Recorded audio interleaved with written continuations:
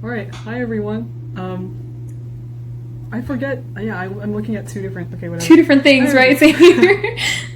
This is Sonica and Chelsea. Welcome to Armbridge Podcast, where we dismantle the system like the revolutionaries we are, one podcast episode at a time. Today is October 22nd, and last week I talked with my friend Gabby about high school and swimming and how college is going, and we've revisited some interesting memories. But this week, we are tackling music yet again. Oh, We're yeah. going to be talking about some of the most recent comebacks in the past 2 months. August, September, October, everything that we've been excited about. I'm excited for this episode. Also, I love how pretentious our intro is now. I feel like it's just going to keep getting progressively more and more atrocious, and by the end of it, it's just going to be like a thing. It's like a manifesto. We're officially philosophers now, so Yeah, so might as well. you can't at us on that. You can't question it. We just are, okay? We just are. All right. So now we're going to do a tier list, guys. This is great. Again, oh my, I love the tier list thing we've got going. This is like an Armbridge tradition. Yes. My nose looks funky from this angle. She's cute, but she's confusing me. Those TikToks where it's yeah, my weakness is my side profile, and they Yes! keep shifting their thing. Just keep looking at the front of my face. This is good. Yeah, it's so funny. Oh, Lord. So, are we gonna start the list from the bottom up, or are we just going to go with the iconic ones right off the bat? They're all iconic, but Yeah, let's just hit him with it. all right. All right. I don't have the list up because I have two other tabs and then my notes. So I'm gonna be completely out of order. You can announce the songs. All right. The first one is probably the most intensely mind-blowing one. This is the one that we've been going on about for the past 2 or 3 months with our conversations, and that is "Criminal" by Taemin. Where do we even begin with it? I know. I was looking to write down commentary and I was like, I have nothing to offer other than my soul. I know. I know. There's just nothing. It's just so good. Okay, first of all, we have the cinematography. Okay, and I'm saying Yes. cinematography because this thing is a whole freaking cinematic experience. It is. Oh my goodness. The colors, the choreo. Oh, The choreo. Y'all know. Okay, so the thing about the choreo is there is that meme where it's no one can pull it off except him, because it's the choreo is so subtle and it's just so subtle. There's such subtle movements and then the style, and no one could do it. Literally no one else can do it but him.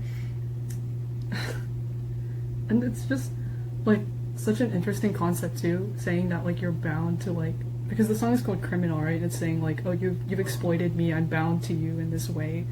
And it's just such an interesting take of and it shows so much maturity as an artist. He's been a soloist for quite a while, since Shiny is sort of not really together at the moment. It's just amazing. I don't even the concept. He's grown so much as he's been an artist since day one. The amount of talent is insane. I was saying the song, the instruments or the music itself, it reminds me of the action scene in a movie when the hero's falling off a building in slow motion. Yes. That's what the music feels like to me. It's you're just falling in slow motion. Bro, I don't know if this would be a copyright thing, but I could literally, if I just edit a scene in The Matrix with this song and put it together, wow. It would work, right? Yeah, it would 100% work. Oh my Yes. God. And I guess before we continue a little further, I forgot to address the elephant in the room, which is the rankings of the tier list. You might notice, why are there only S tier? And to that we say, every song on this list is of some varying degree a part of An the S tier. Yes. So, yeah, we have single S tier, double S tier, and triple S tier. Dare we say we could even add a quadruple S tier. So On that note, actually, like, since this is like the first song sort of kicking everything off, like, where would you Start strong. This is going quadruple. Okay, I'm creating it right now as we speak. Oh, it doesn't yet exist. We're creating a higher tier, like, now. Never done before. This has probably been done before. We are revolutionaries. Didn't we mention that in the intro? Did we? Yes, we did. Look at that. Sure we did. We're living up to our introduction. I'm even gonna make it an absurd color just because. Make it the whole rainbow. I made it. Is that an option? Purple is great. Purple means like pride and royalty. We like that. There it is, going straight up to quadruple S tier. And like, if anything goes in just the regular S tier, that's like no indication that it's like not a good song. Bad. This is all S tier. These are all S tier. It's just how much it elicited an emotional response. So. Okay. These are also heavy. Yeah. Okay. The next one is "Open Mind" by Wonho. I was surprised. I was so surprised. I was like surprised. And like, because I don't really know much about Monsta X. I mean, I'm a fan of Monsta X, or I'm like a new fan. But the fact that it was this explosive as his like solo debut. Yes. Like, big kudos to him. Like, he took over the entire like Stan Twitter situation for an entire day. Everyone's jaws were on the floor. Oh Lord, no. The one thing that struck me like right off the bat, I am a sucker for good bass lines. Like, forget good bass lines, I'm a sucker for bass lines. Period. If a song has a bass line, I probably like it. And this song had a bass line, all right. Like in the introduction itself, the bass started playing, and I was like, playlist added. You don't even have to hear the rest of the song. It's like over. I didn't even have to hear it. I was just like, this is a good bass line.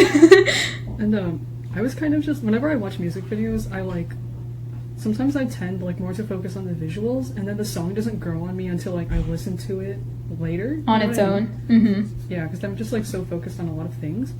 And this is like one of the only songs that like, aside from, I mean, obviously Criminal was just amazing all around, but this song, like, I was hooked while I was watching the video. I was just able to process it so well. I don't even know if that makes sense. No, it makes sense. Yeah, like when the two are like completely in conjunction, that's yeah.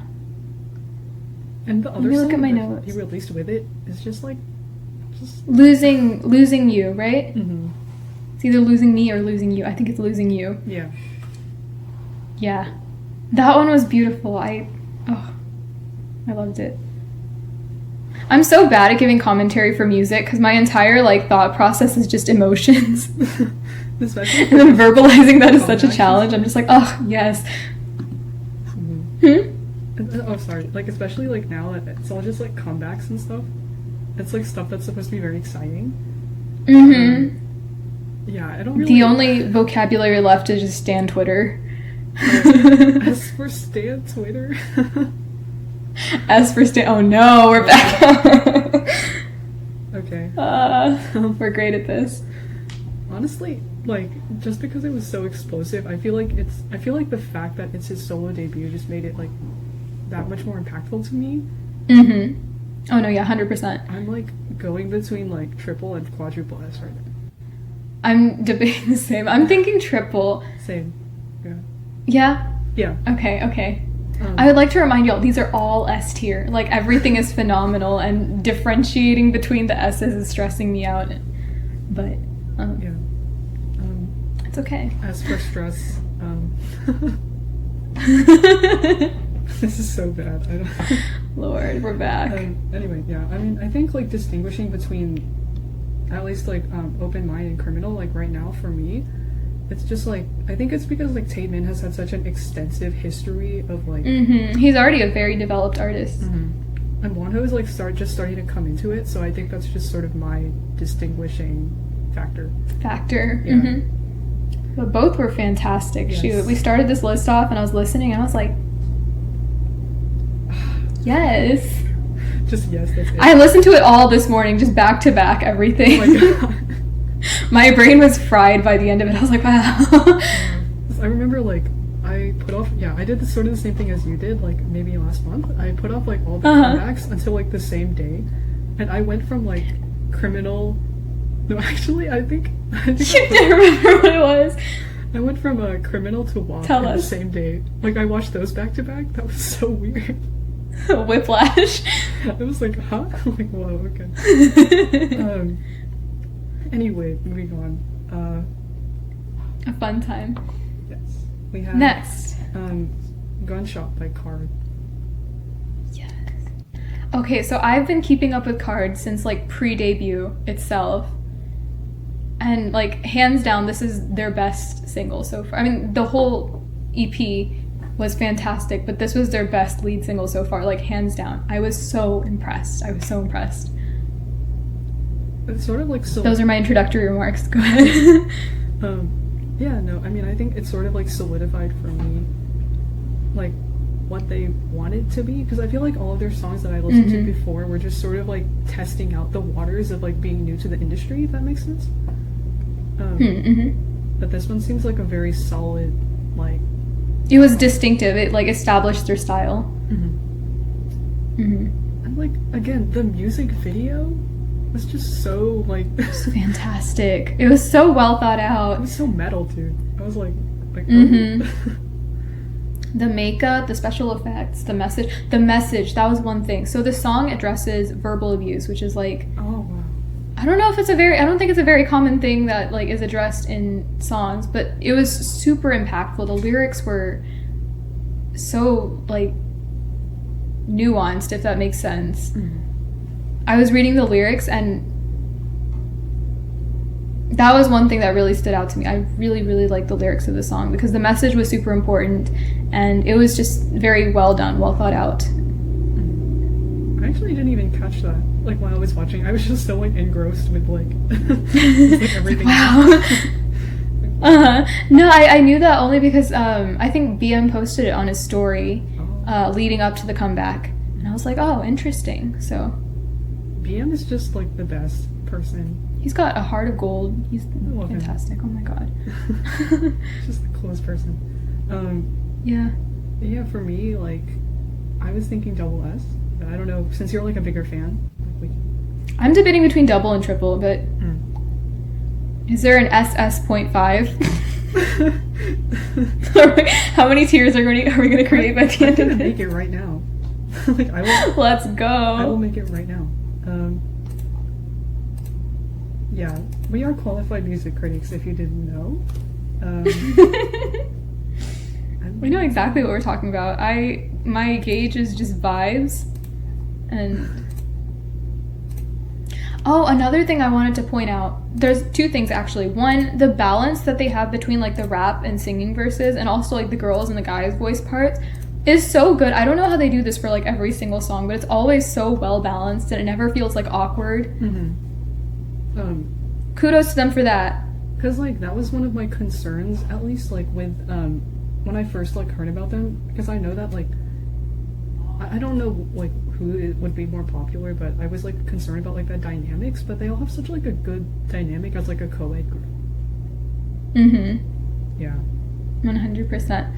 And then also there was like, I was listening to Get Real, right? And BM was saying he learned how to produce through YouTube. As someone who's tried that, do y'all know how insane that is? Like there's just, I don't know, there's a lot of useful information out there. But for me, it was just so much. There's just so much saturated at once. So the fact that he could like take YouTube resources and then like learn from that and like become the producer he is now through YouTube only, I have so much respect for him because I stopped trying to use YouTube after like a couple of months. I was like, that's too much. That's so true. So impressive. I'm super impressed. I love them. They're just, I don't know. We love to see it. Just, yes. I don't know. Like, and I've seen like male and female like collaborations in the past, but none of them have ever been. I mean, I know that their purpose was to be a co-ed group, I guess, but like it's just consistently they always put out something good, and it's never like questionable. I guess it never disappoints. Yes, we love to see it. They're going in our newly minted SS.5 tier, which we do love. Next is like this one's a lot. These two are a lot. They're probably just gonna go in the same tier, but you have Higher Music's Red Tape and Blue Tape. Y'all, Okay, so Oof. disclaimer right now, I don't know much about hip hop and rap in terms of like technicalities, so I have very bad commentary to offer, but I can convey my vibes as best as I could again. You go first, so maybe I can gather my thoughts. Yeah, if you guys haven't seen PH1 on Get Real yet, you should. It's just insane, first of all, that I newly became a fan because Chelsea introduced me. I listened to Cupid before, and then Chelsea was like, no, you gotta check out his interviews. And I was like, he's like my favorite human now. he's baby. I love him. No, and like, I told you, I've mentioned this in the last episode too. Sorry, I interrupted you. It's cool. But I mentioned this in the last episode too. He also did the thing where he like did comp sci as like his college degree, and then he like did comp sci for a bit and then left and did music. But I just the fact that someone did like comp sci and then switched to music as well, and like that's kind of the thing I'm going through right now, is just such an assurance to see. Yeah. Wait, I think this would be like a good time to bring this up too. Like I made like a Venn diagram of yes, oh my god, we can use that for the podcast meme. That's the meme for this week. So I had, I think, like I had 4 circles, right? And yes, within those circles were Megan Thee Stallion, PH1, Suga, right? And okay, we keep calling him Trap House Guy, but his like stage name is EK. And so anyway, like EK. I said EK. Yes. Oh my god, I love him so much. From that one clip you showed me. But yeah, anyway, yes. Like within, I think between like PH1 and Megan Thee Stallion, there are some similarities between PH1 and Suga. Even Trap House, even EK fits in there somewhere. We're gonna post it on the Instagram, or maybe in this video. It's just it's such an intricate Venn diagram. Y'all are gonna be impressed. I was blown away. Wow, the podcast is really just like only getting my side profile this week. I'm so sorry, y'all. Okay, we're back. Anyway, so red tape and blue tape. Technical difficulties. Yeah, to get back to it, we just talked about our Venn diagram and everything, but it's so crazy because like these 2 like albums were produced in the span of a few months, which is insane. Obviously not by like 22 songs, right? 24 or something. 28, 22, something. A lot. And regardless, there are a lot of producers working on it. Like they have like this whole label working on it together, but it's just so cohesive and it's so well done. So much, yeah. Like I think, and there's something for everyone too. Like I feel like hip hop is generally characterized as like trap beats and like explicit lyrics, but no, but it was a very diverse set of songs. Even like I was thinking the same thing. Again, I'm not super into hip hop. Like I don't know a whole lot about it, but there's still like tons of songs I was like, yes, I like this. Also, like, okay, I guess real quick, like maybe do you want to discuss like the tracks that stood out to you, and then we can like just kind of discuss on that. Yeah. Okay, so first things first, the difference between blue and red tape. Lord, do the names really work? Like the names are accurate. Blue tape was so chill. I was listening to it. I was like, wow, this is a good time. This is fun. It's groovy. We get to red tape. It's like angry hellfire, but in the best way possible. I'm like, yeah. Yeah. That was fantastic. I love the contrast, though. I really appreciated that. So from blue tape, my favorites were Oscar, End of the Night, and Gotta Go. Those were the ones that stood out to me. Gotta Go is it's from blue tape. Yeah. Those are the ones that stood out to me. Oscar, I don't have much to contribute in terms of commentary. Again, I have very little to contribute in terms of commentary. But the ha ha ha sold me. That sold me. I don't know what it was, but it just... so, like, wholesome. Yeah. Also... That was the worst commentary ever. I'm sorry. Anyway, End of the Night. It had, like, this piano progression that had, like, a Latin sound to it. I loved that. It was just so, like, dancey and, like, classy sounding. The lyrics were very explicit, but like whatever. Anyways, it sounded so classy. It was great. No, I loved the like Latin influences. I loved the piano progression. The whole vibe of the song. It just felt like a movie scene. I really liked that. And then Gotta Go I liked because the beat was very unique in my opinion. So I like that. Yeah. How about you from Blue Tape? Okay, Afternoon is like so iconic for so many reasons. I really like it because PH1 does like he dances in it, which is really cool. Because they actually did this interview with like him and like a few other Higher Music members, and they dug up this like old video of him like dancing when he was like in college and stuff, and it's so funny. It's so funny. But like it had such a 90s like feel to it, sort of like you know that song Finesse by Bruno Mars? Yeah, yes, it vibe, did. and it was just so refreshing. Similar vibes. It was so cute and wholesome, and it was so nice. It was nice. Exactly. Oscar was also really good. It referenced Friends, which I think PH1 is a fan of, which is really cool. This is just the PH1 like. This is just a PH1 fangirl episode. That's what this is. Doing it again, but it's chill. Whatever. It was just so like, it was so nice to like see that the versatility between like all of the artists between Red and Blue Tape. We're gonna get to Red Tape later, which is crazy, but PH1 on Red Tape, versus PH1 and Blue Tape. Those are two different people. There was one. Yeah, no, that's. Sorry, go ahead. But yeah, there was one that I also liked called Me and Bay, which featured Sick K. It was just really nice. I think, like again, I think I was telling you earlier, I had like no issues with like any of the tracks, to be honest. I didn't either. They were all just very not palatable in like a easy way, but like you could enjoy them no matter what your taste in music is. I feel like. Exactly. Yeah, 100%. And they also very seamlessly transitioned into each other. Like it didn't feel like a mixtape necessarily, or like a playlist. It was like a cohesive album, which was super cool.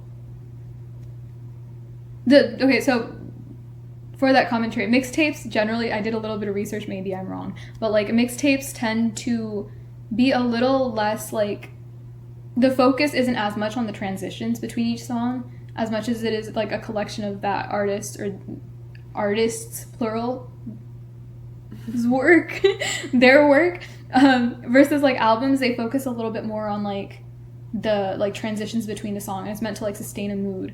And so these were both mixtapes, right? But even though they still felt very like cohesive and like an album, I guess, which I really liked. I thought that was super cool.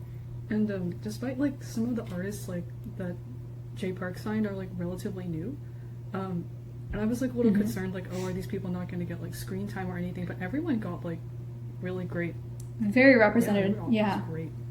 So Red Tape. I'm gonna go to Red Tape. All right. So first one was Higher. That one was the intro song. Like it was, oh god, it was just such a good introduction. It was so hype. It felt like something was like rising out of the ground. Obviously, like I don't know, I always associate songs with like imagery, which is why I'm like, it's like falling off a building in slow motion. It's like something's rising out of the ground. But I just like picture that stuff, right? It felt like they were like rising out of the ground. It was like, this is us, and it was super cool. It was super like hype, and it was like very proud of the label. I don't know, I loved it as an introductory song. It was fantastic. That one, and then another one that stood out to me was, I don't know if it's Quadruple D Freestyle. Yeah, you're right. Yeah, that one was, oh man, they were rapping so fast. How is that even like possible? Oh my goodness. I was listening to it and I was like, are y'all breathing? And, like it's interesting because like Trade L, like one of the rappers on that song, he's like 17 or he's like 16 or something. Yeah, no way. Crazy. And I think what? Big Naughty, like he was also on that track. He's like 17 as well or something like that. It's so crazy. They're like so talented. Y'all making me feel untalented. It's insane. Gee, that's amazing. Dang. Wow. Okay. Next was The Purge. I think we both really liked that one. The vibes were just so cool. I don't know. It felt like I was in hell, but in the best way possible. It was just so fiery and angry, and I was like riled up by the end of it, which is probably exactly what they intended. Yeah. Like, I think one of my issues that I have with, like, Korean hip-hop is that sometimes, like, the lyrics can be really performative, if that makes sense. They're, like, they try to emulate, like, Western hip-hop in a way that obviously isn't super relatable. We know this about Trap House, our beloved EK. But I thought, like, it would go in that direction. I was a little bit worried about that. But it ended up being just, like, a really just good hype song and about, like, hyping up the label and all the members and stuff. It was just, like... Yeah. PH1's verse, guys. Killer. This is the PH1 appreciation podcast. It's just... Anyway, they all just go so hard. And it's, like, you can see their distinct styles in, like, one song. It's just crazy. It's amazing. 100%. The two others that I liked was World Domination and Check My Bio. Those were catchy too. I don't have much commentary, but like those were catchy as well. I added those to my playlist. Like the talent. Wow. We love to see it. They're all so talented. Like actually, I know we're saying this about like everyone, but genuinely one of my thoughts while listening to both, especially since I listened to both back to back and like in its entirety this morning, I was just like, wow. Yeah, and it's like compared to like other labels, I feel like, you know, some people or at least some groups and stuff, they get drowned out over time or they're not just marketed as much. It feels like a family. And yeah. I think, like, while watching a lot of interviews with, like, higher music members, whenever the question is asked, like, oh, how did J Park discover you, or, like, how did you get signed and stuff, it's always like, oh, I had no idea. J Park just liked me, and that was, like, the sole basis for, like, them getting signed and stuff. Like, Trey L was signed, like, because J Park, like, found his SoundCloud. Oh, wow. And it's, like, interesting. Usually most people wouldn't really bank on that. And again, I'm bringing PH1 up again because this is like the one that I remember like super well. But he was like making music just independently, and then J Park happened to find like one of his songs, and it's like normally you'd just be like, oh, okay, this is a good song, I'm just gonna like shout them out or whatever. I wouldn't like sign someone to a label based on it, but the fact that like they're able to build up so much potential all the time. He has so much faith in his artists, and like it's really cool. Anyway, honestly, like. as a fan, like since the not really beginning, since for like a while, I really want to put it in like quadruple S. Yeah, no, dude, this goes in quadruple S. There's like 28 songs, all of them are amazing. It's the whole like they are the standard. As for standard. I'm gonna have like a counter. I'm gonna like have an S counter when I edit this video. How many things can we come up with? Alright. Oh lord. Moving on. We have next Dawn Digi Dawn by Dawn featuring Jessie. Yes. Oh. Do you want to go first? This is another one where I kind of have to like gather my thoughts a little bit. I wrote a lot about this. Hold on, I need to read this too. Go ahead. Choreography? Hello? Amazing. Imagine being good at dancing. I can't relate. I haven't like listened to him before actually, so this was like my first song by him. And just like the presence was amazing. I don't know what else to say. Same here. No, yeah, I hadn't heard anything of his prior. But like I'm gonna check out some more. Also, like P Nation artists as a whole are just like consistently just great. They're just so good. He has the best artists. Yeah. Okay, so shall I begin my Okay, so first of all, I don't know if you thought this too, but apparently a lot of people in the comments thought the same. His style reminded me a lot of G-Dragon. Yeah, for sure. Right? I don't know, it's just the production style, the like lyrics, I don't know, the vibes. So that was one. Two, Jessie's verse, as always, fire. I loved it. She's fantastic. We'll get to her too. She has her own comeback that we're gonna address, but like she was amazing. I loved her. The line about like that he included with like Bubble Pop Senorita, that was cute. That was so cute. I was listening to it for the first time and it came up and I was like, oh, I love that. Same with similar to Higher Music. I love how the whole label seems like family. Like even in Jesse's verse and Dawn's verse, all of them are like hyping up other people in the label, and they're like talking about each other, and it just seems so like tight knit and very nice and familial, which is cool. In terms of production, I really like the whistle loop, like the whistle. I was there throughout the whole song. That was fantastic. It was super creative. And then like speaking of production, the production itself was pretty like minimal compared to a lot of the other songs that we listened to in this episode, but it was super, super effective. Like I feel like the minimalism was almost the charm of this song. It was just great. It was so good. The whole song is like just saying, focus on me. I'm like the big ticket item. And yeah, you're right. Like, it really helped in his favor. And also, like, when Jessie came on, like, her visuals as well, like, I was focused on them the whole time, and I was just super engrossed, like, with, like, learning about what the song was. Right, yeah. No, I get that, yeah. Oh, God. I'm smiling so much. This is great. I love good music, and these past few months have provided. Yes, they have delivered. They have. I've been listening to the same, like, 10 songs on repeat. So. Right? Oh like, my finally, goodness. I have 20 songs on repeat. Yeah, instead of like 3, this is great. We love variety. Yes, we love to see it. Where are you putting this tier-wise? I'm like, oh God.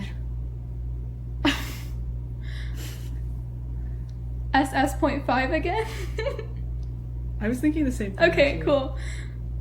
I don't know if I it's just me. literally don't have the heart to rank these. Every time it comes around, I'm just like... We love all of you. I love all of y'all. But actually, I was gonna like send this to you today, but I forgot. But you know Minzy from 21? Yes. She's going to start her own entertainment company. Oh wait, I think I saw this a while back. I did. Ah! This is so Exciting. This is exciting. Wait, and wasn't there news, right, that like BI was like a stakeholder in a company as well, or something? Or something. It was like a shareholder? Yeah. Look at y'all getting that bag. Wow. Yes, ma'am. They really said like FYG. I know. Good for them. We love to see it. Okay. Next is as much as like I'm not a BTS fan, not because I don't like them, right, but because I'm just not like as informed. But the fact that like non-American Asian artists made a Billboard #1 hit. Okay. Everyone give it up. Like Dynamite, hello? Nominative determinism. This is peak nominative. They said Dynamite, it was Dynamite, all right. Yes. Oh, okay. So in the past episodes, I've tried to contain my excitement and ended up sounding super like detached and uninterested, y'all. Screw it. It is what it is. I love... Where do I begin? I have like a whole paragraph written. Oh God. Their minds, honestly. Yeah, oh my goodness. Okay. Lord. Okay. So first of all, beginning of the song itself, the Rolling Stone lives in my mind forever rent free. I don't know, like just what's the word I'm looking for? Even throughout the whole song, the amount of emotion and like expression they put into like every single line always impresses me. Like as a vocalist, one of the things I struggle with is I pretty much focus exclusively on, or I used to focus pretty much exclusively on making the song sound pretty and like nice. But I don't know, through BTS, one thing I've learned is that pretty isn't always like good. That doesn't always benefit the song. Like sometimes you want emotion, you want expression, you want like pow. And like just throughout the whole song, that was one thing that like was just reinforced that I really liked about them. They're always so expressive in their music, and the way they like deliver the lyrics, I'm always so impressed by. 2, it is an instant serotonin boost. Listen, I don't know how you haven't heard this song already if you haven't, but if you haven't, instant serotonin boost. So this song came out the first week of my college classes, and I was stressed out of my mind. And when I heard this song, I was so grateful. I was like, thank God, this is the only thing that's going to keep me sane for the next week. And it did, which is great.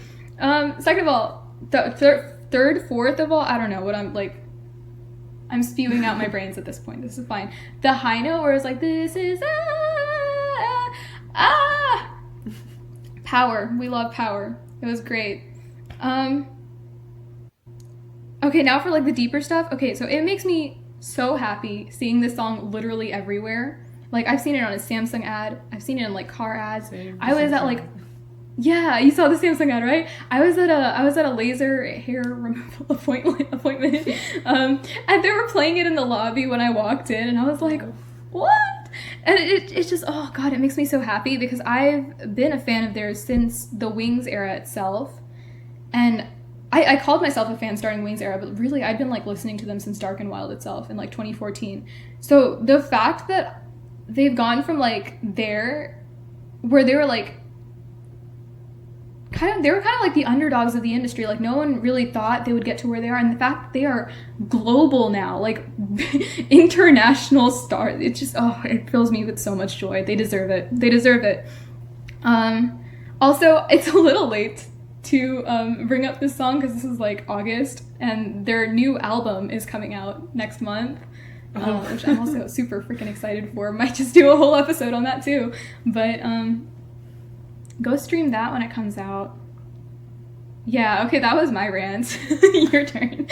Honestly, like I was listening to it while I was working out. It was just like on my like mix. I was playlist. Just like, I had to stop and be like, oh, hello, like, hello. It's really good. I think it's good. I don't really have much else to say about it other than that it left a really good impression on me. Mm-hmm. And like in my head, like right now, I just have like a backlog of groups that I'd like to look up more so I could stand them later. So they definitely like made their way up to like the top of my backlog stand list because I'm just like, I just don't have time right now. But I think eventually. I also like listened to it the night I had to submit my philosophy paper, so it was just great. I was like, thank God.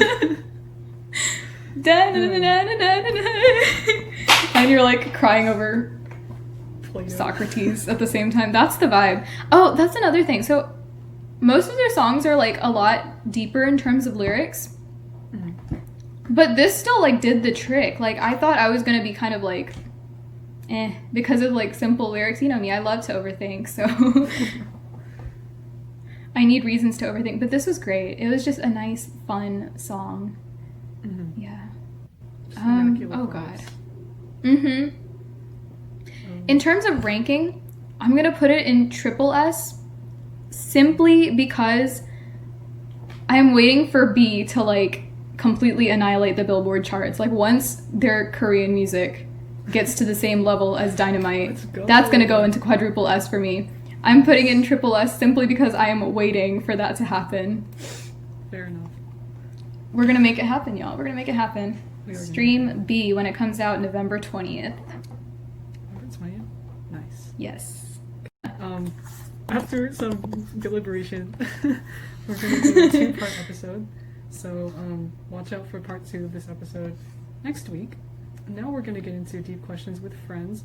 And our song of the week, again, is, we can't really give you one. We just gave you like 6 or 7. Give you all time. Go have fun. Go stand some people. Yes. We'll make playlists for you guys to look at so you can access these songs. Yeah, here we go. We're going to deep questions with friends.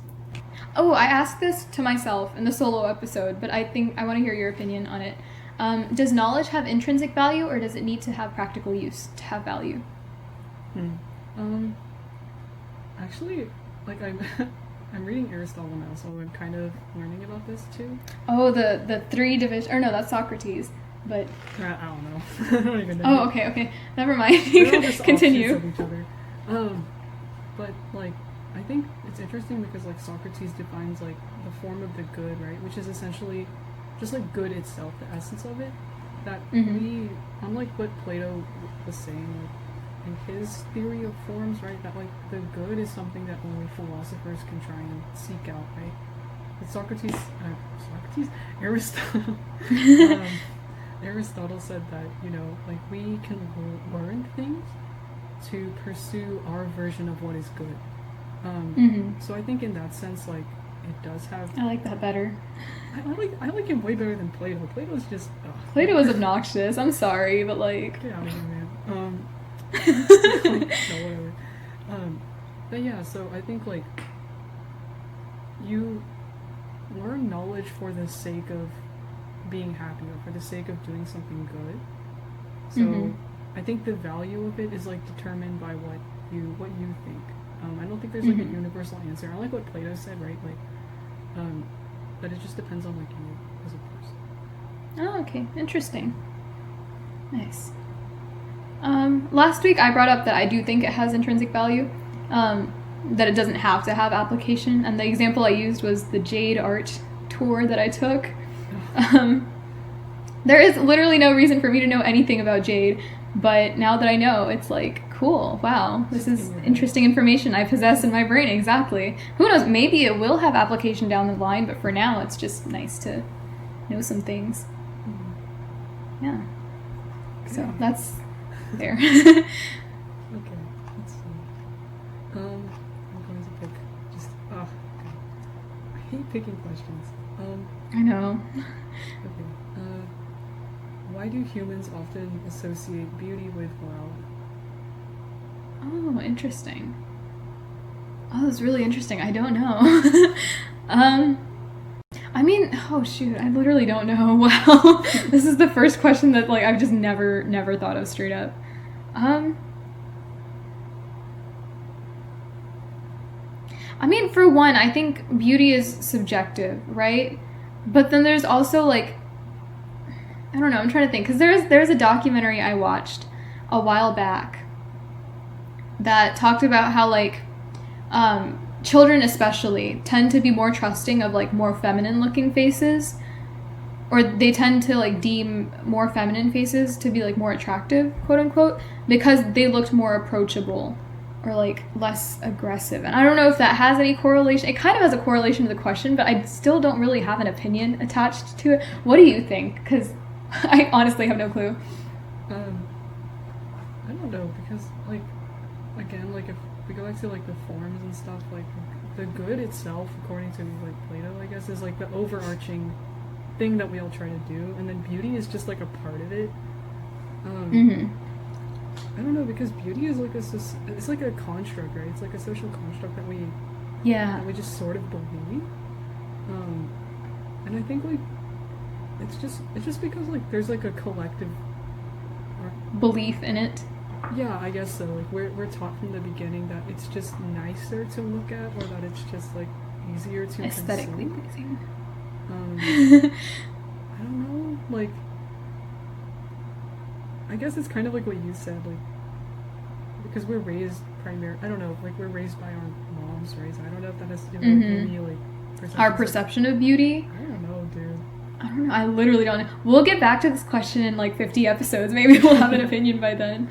Yeah. Okay. So yeah, I honestly have no. That's a good question. Yeah. This is like the first time we've ever been stumped, or at least like. Yeah, dude. Conversation starters world, you got us. Okay. This will be our last question, I guess. Yes. Okay. So, I think I know what Plato's answer to this is, but like, screw him. Where do you think is the most worthwhile place to find meaning in life? Work, family, hobbies, religion, philosophy, helping others, all the small miracles, or something else entirely? This is question 59 if you want to like read over it again. Where we find what again? The most worthwhile place to find meaning in life. Because people have like personal philosophies, right? Like things that they live by, and you know, treat people the way you want to be treated, etc. And I think like the more you stick to your personal philosophies in life, like you'll find that sometimes they can be disproven or proven. And at least like with Aristotle, like who again, if you can't tell, I like him way more than Plato. Like virtue can be taught, right? As in like you experience like so many things, and you learn to make decisions based on like what happens. And I think like when it comes to the meaning of life, right? If your philosophy in life has been proven, like, oh, you've been living a decent life and you're good, right? You're probably going to like consider that to be like a core value. But if your meaning of life has been somehow like overturned in some way, warped, then that might cause you to think differently and find like, oh, maybe my new meaning is to find my new personal philosophy. Obviously, you don't think that. Like you think something else. But I don't know. Yeah. Interesting. I thought, personally, I don't know, I feel like you can't find meaning in like one isolated label. So I generalized it to just experience. Like you find meaning, as you said, through your experiences, all the different things you perceive throughout your life. So I don't know, that encompasses work, family, hobby, religion, etc., etc. Like all of those are encompassed within experiences, but I think your experience as a whole decides the meaning you find, which is, I mean, it's a pretty simple answer, but yeah. Okay. All right. So, what has started in quarantine has now come to a non-temporary end. Thank you to Conversation Starters again for the very thought-provoking questions. We hope you continue to join us every day on Tuesday at 5 p.m. And we also hope you check out some of the songs we mentioned, especially if any of them piqued your interest. Also, be sure to follow us on our socials. It is ArmbridgePod on Twitter, at ArmbridgePod on Twitter, and then Armbridge Podcast on Instagram. So, thank you. Goodbye. See you next week.